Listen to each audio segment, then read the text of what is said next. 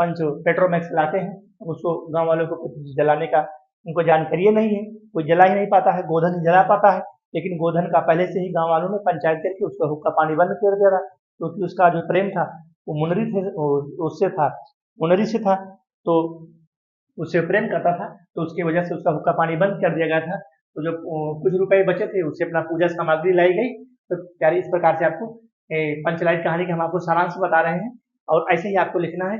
यानी ये ध्यान रखना, क्वेश्चन को नहीं छोड़ना है, कोई भी कहानी पूछे, पंचलाइट ही नहीं, खून का रिश्ता पूछे, ध्रुव कोई भी कहानी जो भी तुम्हारे कोर्स में कहानी है, आकाशदीप पूछे या फिर कोई भी कहानी पूछे, कहानी को आपको छोड़ना नहीं है, क्योंकि कहानी वानी कोई पढ़ता नहीं है। सिर्फ आपको प्यारे 1.5 पेज भरना है और आपको पूरे नंबर लेने हैं। कैसे लेने हैं मैं तरीका आपको भरने का बता दे रहा हूँ। ठीक है, यहाँ पर देखिए अभी कहानी ही है, अब इसमें क्या बताएं। हुक्का पानी देखिए बंद कर रखा है। मुनरी गोधन से प्रेम करती थी, यहाँ पर पहले देखो, मुनरी गोधन से प्रेम करती थी, तो जब पंचायत हुई, तो जब वहां से पेट्रोमैक्स आया तो उसको गांव वाले जला ही नहीं पा रहे थे, क्योंकि सब लोग देहाती थे। तो मुनरी ने अपना बताया कि गोधन जला लेगा। फिर बाद में अपना गोधन को बुलाया गया, गोधन भाई आता है और पेट्रोमैक्स जलाता है, फिर उजाला होता है, फिर अपना जो गाँव के पंचायत लोग होते हैं उसका हुक्का पानी खोल देते हैं। ठीक है, यहाँ देखो पंचलाइट जलने के से सभी लोगों में प्रसन्नता की लहर दौड़ गई। तो इसमें प्यारे बहुत ज्यादा चीजें हैं नहीं, आप इसको एक बार दो बार पढ़ लेंगे।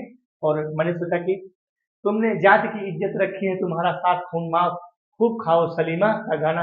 प्यारे इस लाइन को जरूर लिख देना अगर याद कर सको तो। तुमने जात की इज्जत रखी है, भाई गोधन आया और पूरे गांव की इज्जत रखी, क्योंकि गांव वाले दूसरे गांव के लोगों को बुलाना नहीं चाहते थे, उनकी बेइज्जती होने वाली थी, इसीलिए गोधन को ही बुलाया गया, क्योंकि गोधन का पहले से हुक्का पानी बंद था। फिर जब उसने वो पेट्रोमैक्स को जला दिया, तो फिर गांव वाले जो है उसका जो है हुक्का पानी खोल दिए और उसका साथ खून माफ कर दिया। देखो ये लिखा है, तुमने जात की इज्जत रखी, तुम्हारा साथ खून माफ, खूब खाओ सलीमा का गाना गाओ। यार इसी प्रकार से आपको लिखना है। ठीक है, बिल्कुल बिल्कुल। मैं एक एक चीज आपको बता दूंगा, कथानक कैसे लिखोगे, जो अभी हमने बताया यही कथानक है। यानी जो अभी हमने बताया यही कथानक है, बस इसको यहाँ डाल देना कि क्योंकि यह एक हरिश्चंद्रनाथ रेणु द्वारा 1950-60 में यह कहानी लिखी गई। यह एक ग्रामीण या फिर एक आंचलिक कहानी है। इसमें एक पेट्रोमैक्स देखिए पूरा प्यारे, देखो यहाँ पर सब जलाने की बात आती है और वो आता है, सब जलाते हैं। और यहाँ पर देखो ए, अब ना केवल गोधन पर लगे सारे प्रतिबंध हट गए। गोधन पर सारे प्रतिबंध हट गए। पहले देखो यहाँ पर जितने प्रतिबंध लगे थे गोधन पर, यहाँ पर गोधन के सारे प्रतिबंध हट गए। यहाँ पर देखते हैं सारे, यहाँ देखो पंचलाइट जलाने हैं, यहाँ देखो पंचलाइट जलाने की समस्या और उसके समाधान के माध्यम से सजीव चित्रण किया गया है। और उसके बाद जो है यहाँ पर देखिए, अब न केवल गोधन पर लगे सारे प्रतिबंध हट जाते हैं और उनसे मनोकूल आचरण की छूट भी मिल जाती है। ये भैया गाँव वालों की पंचायत है, गाँव में पंचायत हुई, उसने अपना जला दिया पंचलाइट को, इसको जला दिया, और जैसे ही जला दिया उसका हुक्का पानी खोल दिया गया। ये गाँव वालों की लीला है। ठीक है, यह है भैया गाँव वालों की लीला। आते हैं हम थोड़ा सा इसको स्टार्ट करते हैं और आपको ले चलते हैं और ऊपर ले चलते हैं सारे। इसी प्रकार से आपको लिखना है। ठीक है, सिर्फ सारे आप अपने अंदर लिखने की कला बैठा लो। कोई कहानी वहानी पढ़ता नहीं है, ना किसी को कहानी पढ़ने की फुर्सत है प्यारे। 18 रुपए काफी मिलता है, वो जांच के नंबर दे के अपना आगे बढ़ेंगे। पेजवा भर देना, 1.5 पेज भर देना, बस मेरी बात मान लो। ये शीर्षक है, शीर्षक अपना डाल देना। पात्र चरित्र चित्रण, पात्र चरित्र चित्रण आपको बता दिया कि मुंडरी है और बूढ़ी काकी है, गोधन हो गए और महतो हो गए, ये हमारे दो पुरुष पात्र हैं, दो स्त्री पात्र हैं। ठीक है, अब देखो यहाँ पर ये आंचलिक कहानी है। आंचलिक का मतलब होता है गांव स्तर पर कहानी है प्यारे, गांव स्तर पर कहानी है, इसको आपको पढ़ना है। ये देखो यहाँ मुनरी की माँ गुलरी काकी, ये मुनरी की माँ गुलरी काकी है, मुनरी से ही गोधन प्रेम करता है और ये मुनरी की माँ है गुलरी काकी। तो गुलरी काकी हो गई, मुनरी हो गई, गोधन हो गई, महतो हो गए, दो पुरुष पात्र हैं, दो स्त्री पात्र है इसमें। ठीक है, यहाँ पर इन चीजों को, अब यहाँ हम आ जाते हैं कथोपकथन पर। अगर पूछता है कि कहानी पंचलाइट कहानी की कथा वस्तु अपने शब्दों में लिखो, तो सारे ऐसे लिख देना है। ठीक है, उसमें आप क्या लिखोगे, भाषा शैली लिख दोगे, कथोपकथन लिख दोगे, कथा वस्तु लिख दोगे, देश काल का वातावरण लिख दोगे, उद्देश्य लिख दोगे लास्ट में, बस हो गया। अब यहाँ संवाद, संवाद में क्या होता है, अब देखो यहाँ संवाद संक्षिप्त, रोचक, सरल और स्वाभाविक है। ठीक है, संवाद थोड़ा सा कहीं कहीं कहानी में लंबे हो जाते हैं, कहीं कहीं कहाँ छोटे हैं। और यह कहानी बिहार के ग्रामीण अंचल की भाषा का प्रयोग करके संवादों की स्वाद, क्योंकि बिहार में थोड़ा सा वो चलती है, भोजपुरी चलती है ना, बिहार में भोजपुरी चलती है, तो भोजपुरी से थोड़ा सा लोगों में सहजता आ जाती है, सहानुभूति आ जाती है। तो मुनरी ने चालाकी से देखो पहले इस बात को एक लाइन जरूर याद कर लेना।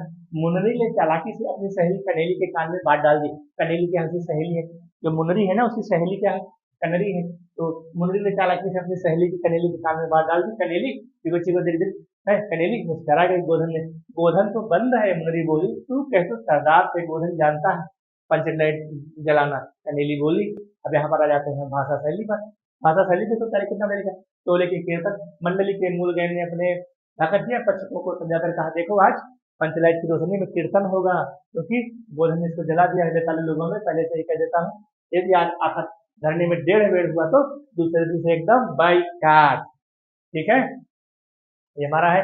एक नौजवान ने आकर कहा, अरे राजपूत, टोली के लोग हंसते हंसते पागल हो रहे हैं। कहते हैं कान पकड़ कर पंचलाइट के सामने 5 बार और तुरंत जलने लगेगा। वातावरण देश काल और वातावरण। रेणु जी ने ग्रामीण अंचल को चित्रित करने में बहुत ही सिद्धहस्त है, इसलिए इन्होंने देश काल और वातावरण का बड़ा ही सुंदर और सजीव वर्णन किया है। दोस्तों यहाँ पर आ जाते हैं उद्देश्य। उद्देश्य क्या है, कहानी का उद्देश्य होता है अंत तक ग्रामवासी जात के आधार पर किस प्रकार के टोले में विरोध हो जाते हैं और परस्पर ईर्ष्या द्वेष के भाव से भरे रहते हैं। इसका बड़ा ही सजीव और यथार्थ चित्रण इस कहानी में किया गया है। दोस्तों ये तो हमारा पहला क्वेश्चन हो गया। अब दूसरा क्वेश्चन क्या बना सकता है कि पंचलाइट कहानी के आधार पर गोधन का चरित्र चित्रण। ध्यान दीजिएगा मेरे प्यारे, पंचलाइट कहानी के आधार पर गोधन का चरित्र चित्रण। तो पहला तो होगा पंचलाइट कहानी की कथा वस्तु। मान लीजिए कहीं से घुमाता है, गोधन का चरित्र चित्रण पूछता है, तो आपको घुमा फिरा के एक दो हेडिंग अपने दिमाग से डाल के सारे लिखना, छोड़ना नहीं है। पहले क्या डाल दोगे, भोला भाला अल्हड़ ग्रामीण युवा। गोधन कैसा था, अरे भोला भाला था भाई, बिल्कुल सीधा साधा था, भोला भाला था, अल्हड़ ग्रामीण था। और यहाँ पर देखो गोधन माथुर टीले का भोला भाला अल्हड़ ग्रामीण युवा है। उसकी अल्हड़ता का आलम यह है कि वह पंचायत के तमाम विरोध के बाद भी सिनेमा का गाना गा रहा है। ठीक है, और क्या गा रहा है, मोहब्बत करके कलम गाना नहीं छोड़ता है। और उसके बाद दूसरे हेडिंग इसमें डाल दोगे, जो गोधन का चरित्र चित्रण है, एक तो हो गया सीधा साधा भोला भाला हो गया, दूसरा लिख दोगे चतुर और होशियार। तो चतुर और होशियार तो सारे कॉमन हेडिंग के किसी में भी डाल दोगे। ठीक है, अगला डाल दोगे यहाँ हिमानी। गोधन बड़ा ही मानी हुआ है, पंचायत के हुक्का पानी बंद किए जाने को उसने अपना अपमान समझा, इसलिए वह पंचायत द्वारा पंचलाइट जलाने के लिए बुलाए जाने पर वहां जाने से मना कर देता। और खड़ी दाग से दंड पूर्व का पंचों की क्या प्रतीत है, कोई कल कब्जा बिगड़ गया तो मुझे दंड जुर्माना भरेगा, जिसे मुनरी का आगे कहना तो उसे सजा सुनाई गई थी। ठीक है, तो समाज की प्रतिष्ठा के प्रति संवेदनशील। यहाँ पर इसकी 2 3 4 हेडिंग अपना बना के डाल देना, हो गया गोधन का चरित्र चित्रण। मध्य अगर कथा वस्तु पूछता है तो फिर सबको उसे मिक्स करके लिख देना, सारे को मिक्स, पूरा सलाद बना देना, सलाद पूरा सलाद बना के लिख देना। ठीक है प्यारे, बस ये हमारा हो गया, क्या ये हमारी हो गई कहानी हो गई, बस हमारी क्लास से समाप्त है। यहाँ आप लिख देंगे, ये तो हो गया पंचलाइट कहानी के आधार पर गोधन का चरित्र चित्रण। पहली हेडिंग सीधा साधा अल्हड़ आदमी, दूसरी हेडिंग चतुर और होशियार, तीसरी हेडिंग उसका मान अपमान की बात थी, और चौथी हेडिंग समाज की प्रतिष्ठा के प्रति संवेदनशील था। अगला इसमें हो जाता है कहानी की कथा वस्तु। अब यहाँ पर पूछ देता है कि पंचलाइट कहानी की कथा वस्तु, बस इतना ही दे देना है, ये पंचलाइट कहानी की कथा वस्तु हो गई। यहाँ से आपको लिख देना है। ठीक है, यहाँ पर रहा देखिए, यहाँ पर मैं एक बार फिर आपको दिखा दे रहा हूँ, पंचलाइट कहानी है, देखो यहाँ पंचलाइट कहानी है। यहाँ पर आप लिख देना है कथानक हो गया, पूरे कहानी का थोड़ा थोड़ा निचोड़ करके कार्य आपको सजा देना है, बाकी बिल्कुल छोड़ना नहीं है, क्वेश्चन को छोड़ना नहीं है। यही कहानी नहीं, अगर कोई भी कहानी पूछता है लेकिन छोड़ना नहीं है, ये ध्यान रखना। अगर छोड़ दोगे तो आपका नुकसान हो जाएगा। देखो यहाँ पर मैंने इसीलिए लिया है, इसमें 3 क्वेश्चन बनाया। पंचलाइट कहानी का सारांश है, जिसको हम कहते हैं कथानक। क्या कहते हैं, कथानक है। देखो पंचलाइट कहानी का सारांश अपने शब्दों में लिखिए, अथवा पंचलाइट कहानी की कथा वस्तु, अथवा कहानी का कथानक। ये 3 प्रश्न है, 3 में से उत्तर सबका एक है। अगर इसी में पूछ लेता है कि गोधन का चरित्र चित्रण, तो इसको भी लिख देना और 1 2 हेडिंग उसमें डाल देना। गोधन सीधा साधा था, होशियार था, चतुर था, और उससे मुनरी से प्रेम करता था। मुनरी कौन है, जो बूढ़ी काकी थी, वो मुनरी से प्रेम करता था। बस हो गया, इसी में मिक्स करके डाल देना।